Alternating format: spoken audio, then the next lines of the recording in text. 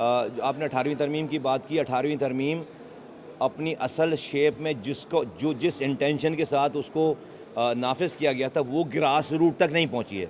18वीं तरमीम जो सूबाई खुद मुख्तारी है, सूबाई खुद मुख्तारी सिर्फ वज़ीर आला के खुद मुख्तारी का नाम नहीं है।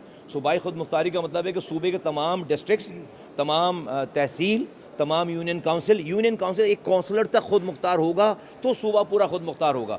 अभी अनफॉर्चुनेटली 18वीं तरमीम सारे इख्तियारात और वसाइल वो वफाक से आकर तमाम सारे सूबों के वज़रा आला के पास आकर पार्क हो गए, वहाँ से ट्रिकल डाउन नहीं हो रहा। ये है मसला। 18वीं तरमीम में कोई मसला नहीं था। 18वीं तरमीम सही मायनों में ट्रू लेटर एंड स्पिरिट जो है वो राइज नहीं हुई, इम्प्लीमेंट नहीं हुई। तो अगर ये इम्प्लीमेंट नहीं होगी तो फिर ये ख़त्म हो जाएगी खुदा न खास्ता, क्योंकि जब लोगों का स्टेक ही नहीं होगा।